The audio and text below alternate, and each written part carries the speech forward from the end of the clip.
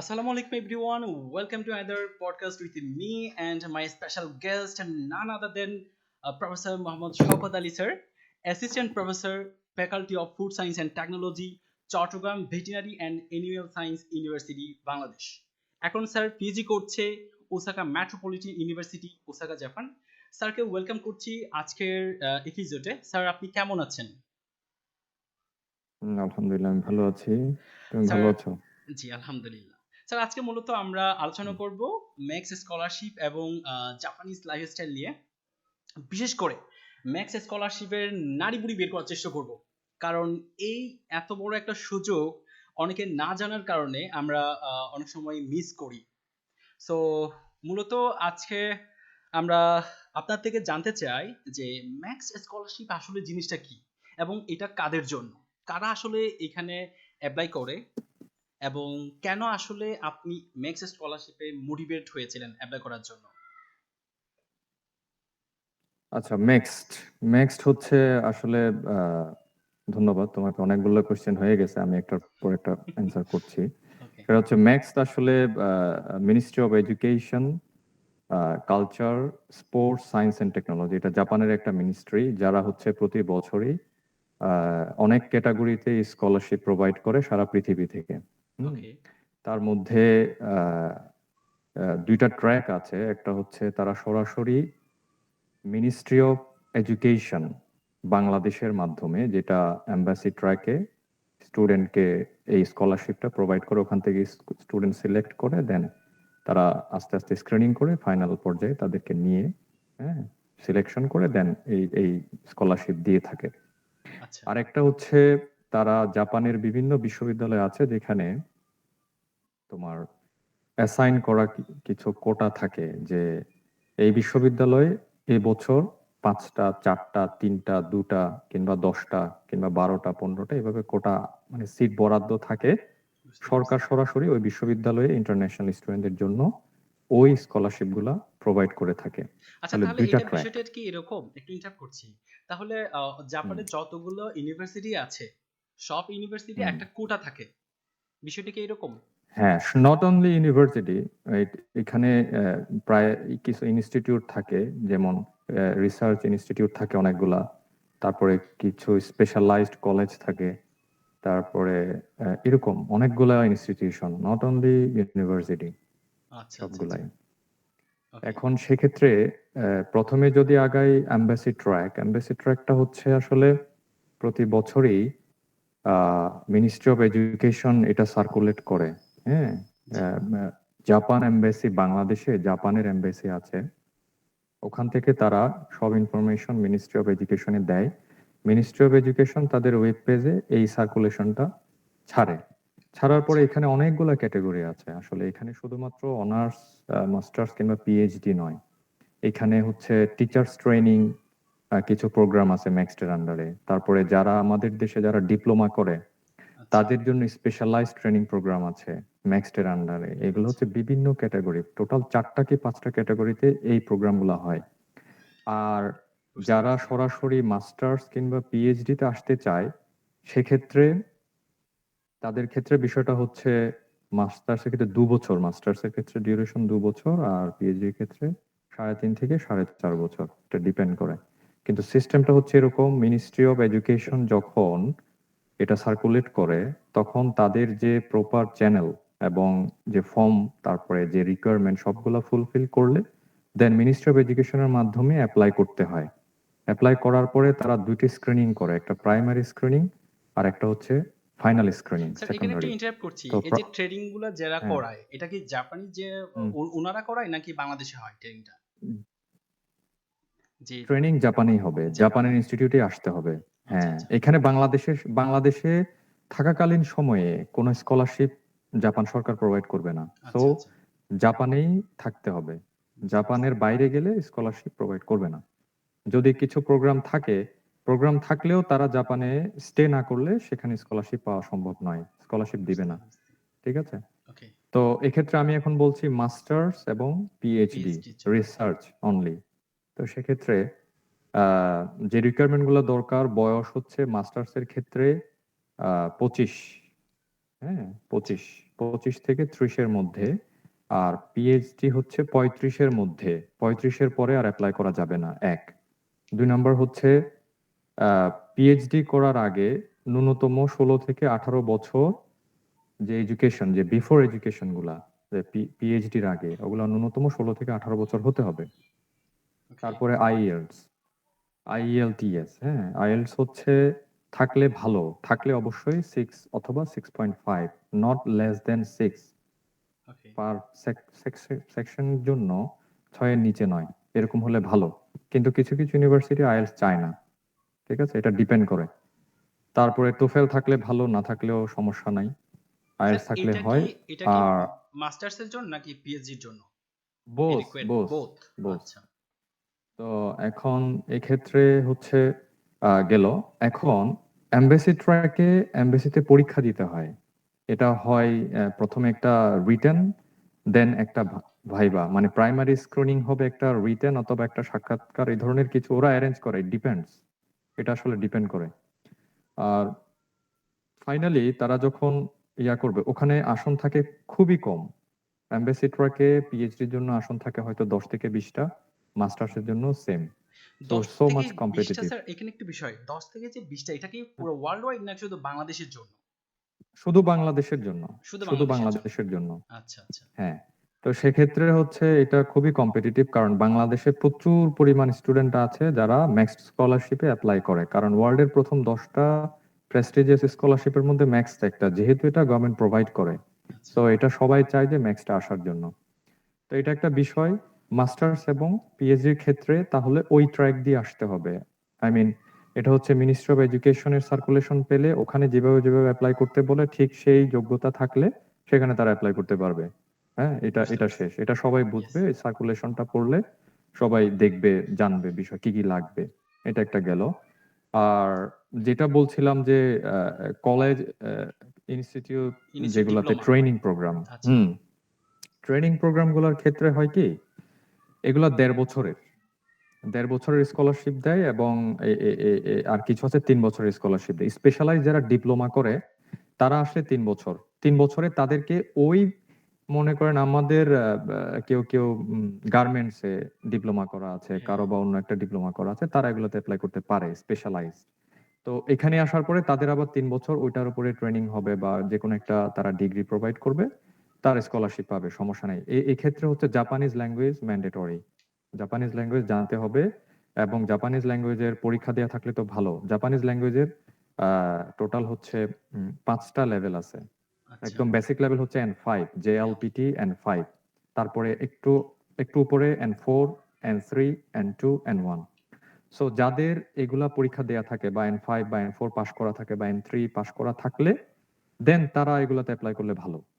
জি। ঠিক আছে, তাহলে এটা শুধু এটা যারা একটা ডিপ্লোমা করছে তাদের জন্য। যারা ডিপ্লোমাতে এপ্লাই ডিপ্লোমা। করতে চায়। হ্যাঁ, হ্যাঁ। হ্যাঁ, ডিপ্লোমা করে দেন এখানে আবার ওই কোর্সগুলা, ওই ট্রেনিং গুলাতে অ্যাপ্লাই করবে তাদের জন্য। আচ্ছা, আচ্ছা। ঠিক তাহলে আছে। ওইখানে কি জাপানি ভাষায় কি ওদেরকে টিচ দেওয়া হয়? হ্যাঁ, আচ্ছা, আচ্ছা। জাপানি ভাষায় ইন্টারভিউ নেওয়া হবে, জাপানি ভাষায় রিটেন পরীক্ষা নেওয়া হবে। সো আচ্ছা। এগুলা একটা ও একটা এটা টোটালি আলাদা, জার্মানির ডিফারেন্ট। মতোই মনে হচ্ছে। জার্মানি হ্যাঁ, জার্মানির জার্মান হতে পারে, জার্মান, হ্যাঁ, হ্যাঁ। জার্মানরা জার্মান ভাষাটা করে, হ্যাঁ, এটা জার্মান হতে পারে, আমি জার্মান সম্বন্ধে আমার আইডিয়া নাই।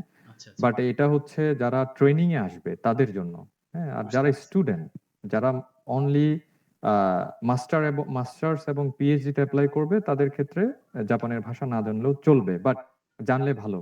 আচ্ছা। আর যারা আন্ডারগ্রেড অ্যাপ্লাই করবে, যারা এইচএসসি পাস করেছে কিংবা কোনো কোনো ডিপ্লোমা করেছে, এখানে অনার্স, মাস্টার অনার্স করবে, ব্যাচেলর করবে, তাদের ক্ষেত্রে জাপানি ভাষা জানতে হবেই, মাস্ট, এটা মাস্ট, এটা হুম, জানতে হবে। এবং এটা লিখতে পড়তে জানার যে লেভেলটা N2, এটা ওইটা থাকলে ভালো, ওটা থাকলে সে এখানে ডিগ্রি করতে পারবে, বুঝতে আদারওয়াইজ পারছি। ডিগ্রি এখানে সে চান্স পাবে না।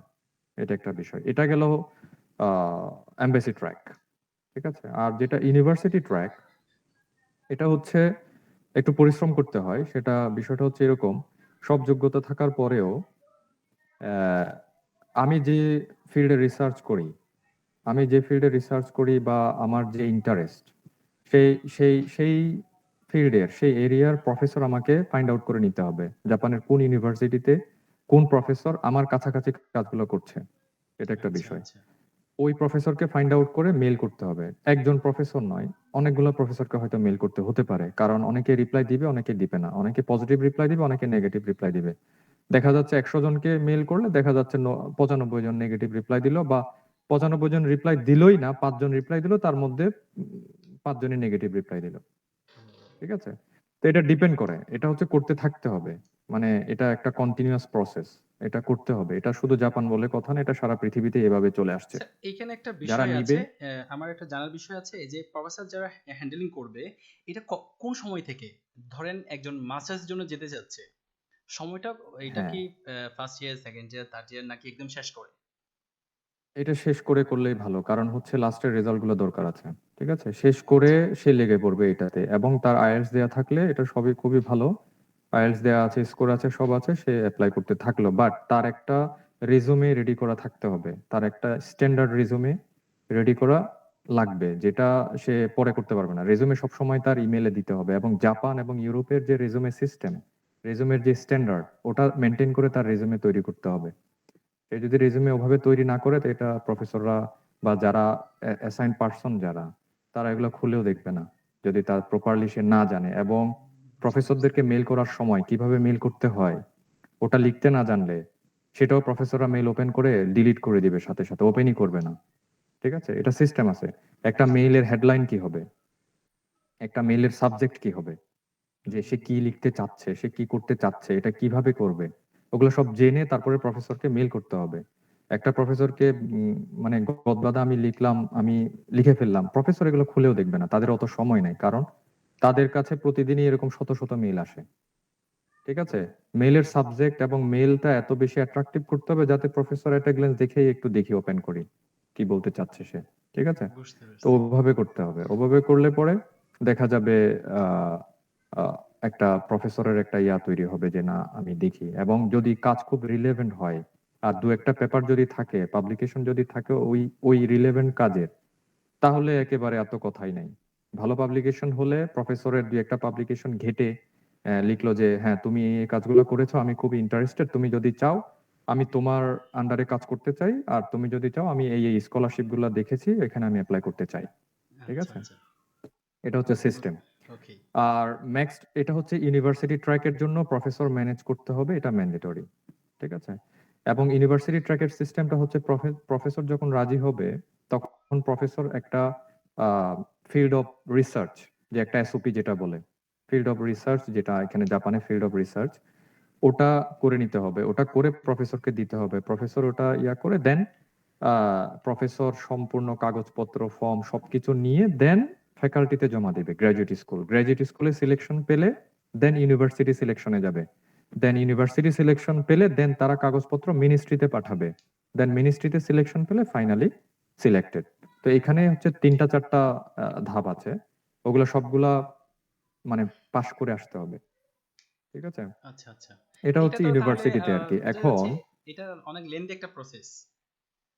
লেন্দি না, এটা হচ্ছে সব সময় যেটা করা হয় যে এবছর এখন এবার যারা অক্টোবরে ঢুকবে তারা অলরেডি রেজাল্ট পেয়ে গেছে, জুন জুলাই রেজাল্ট হয়ে যায়, আচ্ছা, তারা অলরেডি জেনে গেছে তাদের হয়েছে কি হয় নাই, ইউনিভার্সিটি ট্র্যাক ম্যাক্সিমাম। তো এখন এখন থেকে ডিসেম্বর পর্যন্ত এই সময়টা হচ্ছে প্রফেসর ম্যানেজ করার সময়, মানে আগামীবার প্রফেসর যাদেরকে নিবে, আচ্ছা। এখন থেকে ডিসেম্বরের মধ্যেই প্রফেসর ম্যানেজ করে সবকিছু করে দেন ডিসেম্বরের মধ্যেই কিন্তু অ্যাপ্লাই করতে হবে। সো সময়টা হচ্ছে জুলাইয়ের পরে, মানে August, September, October, November, December, এই ডিসেম্বর। সময়ের মধ্যে প্রফেসরকে ম্যানেজ করে ফেলতে হবে। প্রফেসরকে ম্যানেজ করে দেন প্রফেসরের মাধ্যমে আগাইতে হবে ম্যানেজ হলে। এটা হচ্ছে সিস্টেম, ওকে। University track. হ্যাঁ, এই এটা আচ্ছা, হলো আচ্ছা। টোটাল ম্যাক্স স্কলারশিপের সিস্টেম। এটা এমবাসি ট্র্যাক আর এটা হলো ইউনিভার্সিটি ট্র্যাক, দুইটা ওকে, ট্র্যাক। ওকে, ওকে, থ্যাঙ্কস স্যার।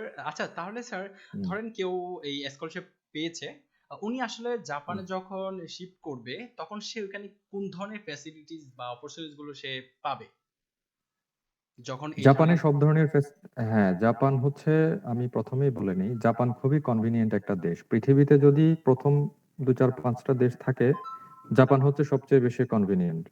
ঠিক আছে, ওকে। তো জাপানে কোনো কিছুই সমস্যা নাই। এক, দুই নাম্বার হচ্ছে জাপানে যে স্কলারশিপটা দিবে সেটা more than enough for living here. তো তো তোমার এখন তুমি স্কলারশিপ দিচ্ছে মানে তোমার ইউনিভার্সিটির টোটাল টিউশন ফিস কিন্তু তারা বিয়ার করবে নিজেরাই, তোমাকে এখানে মাথা ঘামাইতে হবে না, কোনো টেনশন নাই, নো টেনশন। ওকে। জাস্ট তোমাকে যে পয়সাটা এখানে দিবে সেটা এখানে থাকা খাওয়ার জন্য, ঠিক আছে? তো এটা ওকে। এখন তুমি এখানে স্ট্যান্ডার্ড একটা লাইফ লিড করতে পারবা, তো প্রবলেম নাই। আর যে বিষয়টা জাপানের ইউনিভার্সিটি গুলাতে, যেগুলা একদম বড় বড় ন্যাশনাল ইউনিভার্সিটি, সেগুলাতে অনেক ইন্টারন্যাশনাল থাকে, অনেক কিছুই জানার থাকে, অ্যাসোসিয়েশন থাকে, বা তাদের লাইফস্টাইল গুলা এসে দেখতে হয়, শিখতে হয়। জাপানে শেখার অনেক কিছুই আছে। জাপান আসলে বাংলাদেশের মতো চললে এটা টোটালি নিজেকে একটা আইসোলেটেড মানে প্রাণী মনে হবে, এরকম, আচ্ছা। ঠিক আছে? হুম। ওরা হচ্ছে খুবই discipline, time is time, on time you have to come or you have to leave, এটা মাথায় ওকে, রাখতে হবে। বুঝতে পেরেছি। তুমি লিভ করো না করো এটা তোমার ব্যাপার, ইট ডিপেন্ডস, ঠিক আছে? তোমাকে অন টাইমে তোমাকে অ্যাটেন্ড করতে হবে। এটা হোক যে কোনো কিছু, একটা নর্মাল একটা ইভেন্ট, অন টাইমে তোমাকে অবশ্যই অ্যাটেন্ড করতে হবে, but no excuse. They don't like any excuse. তুমি কোনো এক্সকিউজই দেখাইতে পারবে না, নো এক্সকিউজ। তারা এক্সকিউজ পছন্দ করে না। তারা তোমাকে দেখাবে তোমাকে, তারা তোমার এই এক্সকিউজ তারা লাইক করছে, বাট না, তারা কখনোই এক্সকিউজ লাইক করে না। তুমি সর্বোচ্চ বলতে পারো I am sorry, I am sorry for late, that's okay. Final, that's finish, শেষ। তোমার বলতে হবে না আমার এটা হয়েছে, আমার ওইটা হয়েছে, আমি আমি এই কারণে আসতে পারিনি, নো এক্সপ্লেনেশন, কোনো এক্সপ্লেনেশন নাই। আমি আসতে পারিনি, আই এম সরি, শেষ। এখন তোমার আরেকটা বিষয় যেটা, সেটা হচ্ছে এখানে তোমার প্রত্যেকটা জিনিসই হাতের কাছেই পাওয়া যায়। তোমাকে জাস্ট ওকে, জাজ করতে হবে কোন জিনিসটা তুমি নিবা, কোন জিনিসটা নিবা না, ঠিক আছে?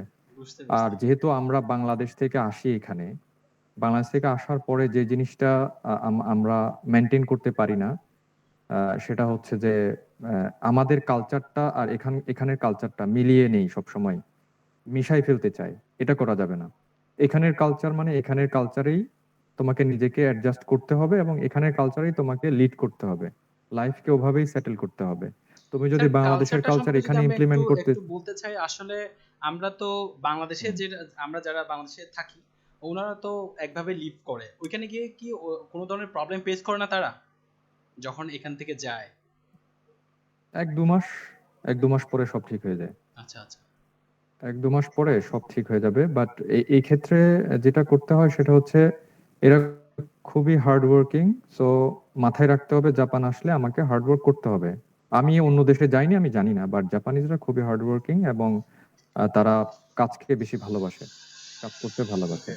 আচ্ছা, আচ্ছা। স্যার, আমরা জানতে চাচ্ছি যে আপনি যেই ফিল্ডে পিএইচডি করছেন, আহ, হুম। এই যে এই টপিকটা আপনি যখন সাকসেসফুলি এটা কমপ্লিট করবেন, এটা কি আমাদের দেশে কোনো প্রভাব ফেলবে কিনা? হ্যাঁ, অবশ্যই। কারণ আমি আমি এখানে এসেছি, আমার ব্যাকগ্রাউন্ড যেটা ছিল, আমি এই ফিল্ডেই কাজ করে বাংলাদেশ থেকে এসেছি। আচ্ছা। সো হয়তো এখন ইন ডেপথে কাজ করছি আমি, ইন ডেপথ মানে একেবারে মলিকুলার লেভেলে কাজগুলা করছি, যেটা বাংলাদেশে হয়তো অ্যাভেলেবেল না, বাট এটা করে নিতে হয়, এখন হচ্ছে বাংলাদেশে কাজগুলা।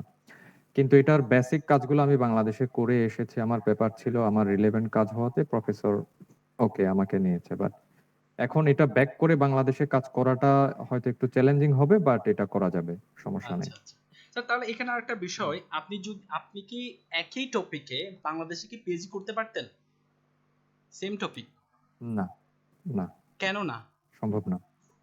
বাংলাদেশে মলিকুলার এই ল্যাব মানে এই সেটআপের ল্যাব নাই, সম্ভব না, বুঝতে পেরেছি। ঠিক তাহলে আছে? ল্যাব ফ্যাসিলিটিস আমরা পাচ্ছি না। ল্যাব ফেসিলিটিস হয়তো এখন গ্রোয়িং কিছু ল্যাব আছে, বাট তারা এখনো ওভাবে এস্টাবলিশ করতে পারে নাই, হয়তো বা ভবিষ্যতে চেষ্টা করতেছে আর কি। ওকে, ওকে, বুঝতে বাংলাদেশে পেরেছি। সম্ভব নয়, কারণ বাংলাদেশে টাইম কনজিউমিং। বাংলাদেশে একটা রিয়েজেন্ট কিংবা একটা কেমিক্যাল অর্ডার করলে এটা আসতে অনেক দিন সময় লাগে। এখানে আমার রিয়েজেন্ট শেষ হওয়া মাত্রই পরের দিন সকালে রিয়েজেন্ট এখানে চলে আসে। ওকে। সো খুবই কনভিনিয়েন্ট। এখানে যত দামি রিয়েজেন্ট হোক, যত এক্সপেন্সিভ, যত রেয়ার হোক, খুব তাড়াতাড়ি একদিনের মধ্যেই রিয়েজেন্ট আমার হাতে চলে আসে। সো আমি কাজ করতে আমার সময় নষ্ট হয় না, এটা আচ্ছা, হচ্ছে আচ্ছা। সুবিধা। আর এখানে যে সিস্টেম, এখানে ইলেকট্রিসিটির পাওয়ার কাট নাই। সো আমি একটা কাজ করতে গেলে এটা একটা কন্টিনিউশন থাকবে, এটার মানে একটা কন্টিনিউয়াস প্রসেস, এখানে কোনো ব্যাঘাত হবে না, কোনো ব্রেক নাই। তো ব্রেক না থাকলে হবে কি, আমার রেজাল্ট গুলো কি হবে, স্মুথ হবে। বাংলাদেশে সেটা আমি পাচ্ছি না। বাংলাদেশে পাওয়ার কাট আছে, লোডশেডিং হয়, বাংলাদেশে বিভিন্ন প্রবলেম আছে। তো যার কারণে ল্যাবের কাজগুলোতে হচ্ছে ননস্টপ সবকিছুই দরকার, প্রত্যেকটা জিনিসই দরকার হবে, যেটা বাংলাদেশের সব ল্যাব পারবে না। বুঝতে কিছু পারছি। কিছু ল্যাব আছে তারা পারে, ঠিক আছে, হুম। সব ওকে ল্যাব স্যার, এগুলা সম্ভব হবে না। Thanks sir. আপনি যেহেতু জাপানে আসলে অনেক দিন ধরে অবস্থান করছেন, জাপানের কালচার হুম। সম্পর্কে একটু জানতে চাই। জাপানের কালচার খুবই আইসোলেটেড একটা কালচার, খুবই, এটা বলা যায় যে আমাদের থেকে অনেক অনেক বেশি ভিন্নতা এখানে আছে। কারণ হচ্ছে তারা তাদের যে সিস্টেম, তারা একা থাকতে বেশি পছন্দ করে। আবার যখন বিভিন্ন ভ্যাকেশনে যায় হয়তো তারা বেশি এনজয় করে বন্ধু বান্ধব বা যাদের সাথে সরাসরি আচ্ছা। তাদের মিলে তাদের সাথে এনজয় করে, বাট তারা ম্যাক্সিমামই দেখা যায় একা থাকে সব সময়। যেমন আসলে এখানে রিজনটা বাচ্চারা কি? মানে যখন, কেন একা থাকতে চাই? এটা এটা এটা তাদের অভ্যাস, আচ্ছা, আচ্ছা, আচ্ছা। এটা তাদের বুঝতে পারছি। তাদের নিজস্ব একটা অভ্যাস। আমাদের যেমন একটা সোসাইটিতে একটা কমিউনিটি আমরা মেনটেন করি, বা সব সময় বন্ধু বান্ধব আড্ডা দিতে পছন্দ করি হ্যাঁ, বা ঘুরতে এই সেই, ওটা এখানে সম্ভব হয় না। একটা কারণ আসলে বেসিক্যালি এখানে কাজ কাজ বুঝতে করতে পারছি। হয় সবাইকেই। হুম, জাপান খুব এক্সপেন্সিভ, এখানে কাজ না করলে টাকা নাই, টাকা না থাকলে তো সার্ভাইভ করতে পারবে না। তো এখানে যে যত টাকাই কামাক, যারা মিডল ক্লাস বলা যায়, যারা নর্মাল জব করে, তারা হচ্ছে hand to mouse. That means তারা যে টাকাটা কামায় সব খরচ করে ফেলে, ঠিক আছে, কোনো টাকাই তারা জাপানিজ সেভ করে না। এ ওখানে, ওখানের লোকরা? হ্যাঁ, আচ্ছা, এখানে যারা জব করে, ফুল টাইম জব করে, ম্যাক্সিমামই যারা অনেক বেশি হাই ক্লাসের জব করে না, মোটামুটি লেভেলের, এভারেজ এভারেজ আচ্ছা। যারা জব করে, সবাই দেখা যাচ্ছে hand to mouse. That means তারা যে টাকাটা কামাচ্ছে অনেক বেশি ভালো লাইফ লিড করতেছে, ওটা সব টাকা খরচ করে ফেলতেছে। কেন বিষয়টা এই আমাদের আমাদের টেন্ডেন্সি তো আমরা টাকা কিছু সঞ্চয় করব, ভবিষ্যতের জন্য এখানে রাখবো। এখানে সঞ্চয় করার দরকার পড়ে না, কারণ এখানে একটা নির্দিষ্ট এজের পরে সরকার এখানে পেনশন সিস্টেম আছে, এখানে পেনশন পায়, ওটা দিয়ে তারা লাইফ চলে আচ্ছা, যায়। আচ্ছা। সো এগুলা কোনো ইয়া নাই। আর জাপানে 18 বছর বয়স পর্যন্ত সবার চিকিৎসা ফ্রি, কাইন্ড অফ ফ্রি, ও, সব ধরনের চিকিৎসা বুঝতে সরকার বেয়ার করে। সো এগুলা নিয়ে টেনশন নাই। বয়স 60 পার হওয়ার পরে সব ধরনের চিকিৎসা সরকার বেয়ার করে, কাইন্ড অফ ফ্রি।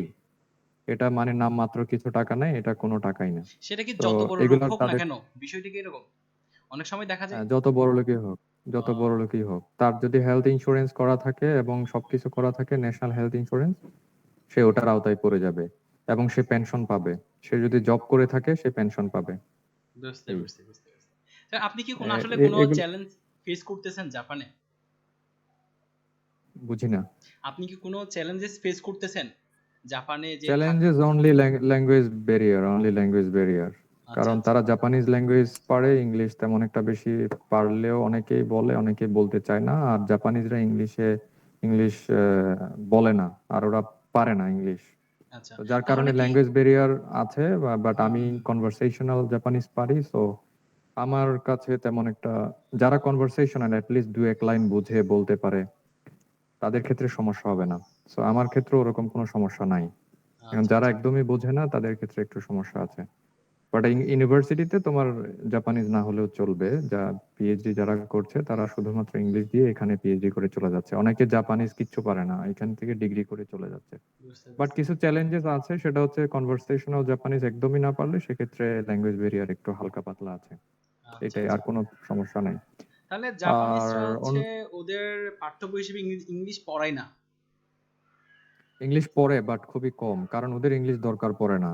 আমাদের যেমন কম্পিউটার আমরা ইউজ করি, ইংলিশে আমাদের সবকিছু করতে হয়, কোনো বাংলা কিছু নাই। ওদের হ্যাঁ, জাপানিজ সব, ইংলিশ কিচ্ছু নাই। ওদের বুঝতে মোবাইল পারছি। ইউজ করতেছে, ইংলিশ নাই, সব জাপানিজ। ওদের সবকিছু আছে, সব বই, অনার্স মাস্টার্স লেভেল পিএইচডি লেভেলের বই সব জাপানিজে আছে, সবকিছু জাপানিজে। সো ওদের ইংলিশ দরকার পড়ে না। এখানে জাপান থেকে যারা বের হবে না, বাইরে যারা সেটেল হবে না, কখনো যাবে না, তাদের ইংলিশ জীবনেও না পড়লেও চলবে। সো এদের ইংলিশ দরকার পড়ে না। ওদের টেকনোলজি সব জাপানিজ, সবকিছু জাপানিজ, ওরা নিজেরাই ডেভেলপ করে টেকনোলজি। সো ওদের দরকার পড়ে না। ওরা টোটালি একটা স্বয়ং সম্পূর্ণ বলা যায়, আচ্ছা, আচ্ছা, আচ্ছা। ঠিক আছে। তো বুঝতে ওদের পারছি। দরকার নাই। জি। হুম। আচ্ছা স্যার, আপনি যে একাডেমিক লাইফ এবং যে পার্সোনাল লাইফটা কিভাবে ব্যালেন্স করছেন? ব্যালেন্স কষ্ট হয় এখানে যারা ফ্যামিলি নিয়ে থাকে, যেমন আমি আমার ওয়াইফ দুজনেই পিএইচডি করছি। সো আমাদের আরো বেশি চ্যালেঞ্জিং, কারণ দুজনকেই আমরা ওয়েট ল্যাবে কাজ করি, মলিকুলার ল্যাবে। আমাদেরকে অনেক বেশি ল্যাবে সময় দিতে হয়। ঠিক অ্যারাউন্ড আছে? কত ল্যাবে ঘন্টা হতে সময় দিয়ে পারে? বা অ্যারাউন্ড কত ঘন্টা হতে পারে? এটা ডিপেন্ড করে। মাঝে, মাঝে দেখা যায় আমি বেসিক্যালি যখন অনেক বেশি কাজ করতাম, যখন আমার রিসার্চ একেবারে শুরু মাঝামাঝি সময় ছিল, তখন আমি রাত ১০টা, ১১টা, ১২টা পর্যন্ত ল্যাবে থাকতাম সবসময় সকাল থেকে। তো এগুলা ডিপেন্ড করে। কাজের প্রেশার থাকলে থাকতে হবে। আর আচ্ছা, আচ্ছা। কাজের প্রেশার না থাকলে বিকেল পর্যন্ত থেকে কাজ-টাজ শেষ করে চলে যাওয়া যায়। এটা ডিপেন্ড করে ল্যাবের উপরে। ল্যাবে প্রেশার কেমন? ল্যাবের ল্যাবের প্রেশার প্লাস নিজের কাজের ডেপথ কেমন হবে? আমি কতটুকু রিসার্চ করতে চাই? এটা। কোনো ল্যাবে দেখা যাচ্ছে না গেলেও চলে। এরকম অনেক ল্যাব আছে। এটা ডিপেন্ড করে পিএইচডি তার কি গবেষণা সে করছে। এটা। আরেকটা বিষয় হচ্ছে এখানে অনেক প্রফেসর আছে যারা টাইম মেইনটেইন করতে বলে। এটা টাইম মেইনটেইন করতে হবে। বলে না যদিও, কিন্তু ওই ল্যাবে সবাই মেইনটেইন করে। ইভেন প্রফেসরও মেইনটেইন করে, সো টাইম মেইনটেইন করতে হবে। আচ্ছা, আচ্ছা। তার মানে প্রফেসরের আগে আসতে হবে, প্রফেসরের পরে ল্যাব থেকে যেতে হবে। এরকম যদি সিস্টেম থাকে তাহলে সকাল 8:30টায় ল্যাবে ঢুকতে হবে, রাতের 10টায় ল্যাব থেকে বেরোতে হবে। ওকে। ঠিক আছে? আচ্ছা স্যার, এটা হচ্ছে এখানে সিস্টেম এখানে। যারা ধরেন এখন চিন্তা ভাবনা করছে যে জাপানে মাস্টার্স এর জন্য কিংবা পিএইচডি করার জন্য যাবে, তাদের জন্য আপনার হুম। কি অ্যাডভাইস থাকবে? অর্থাৎ তারা এখন থেকে কোন কোন কাজগুলোতে ফোকাস করবে?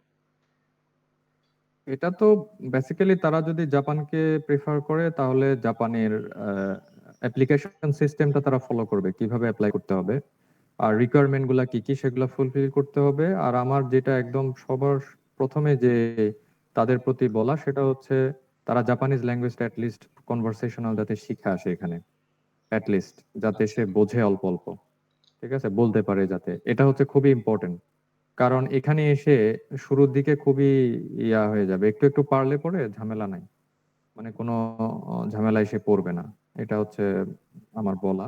আর তারা যে জিনিসটা এখনই সময়, যারা ইউনিভার্সিটি ট্র্যাকে আসতে চায়, ইউনিভার্সিটি ট্র্যাকে অনেক কোটা, সো 150-200 জন আসে প্রতি বছর বাংলাদেশ থেকে, আচ্ছা। 100-150 এরকম আসে।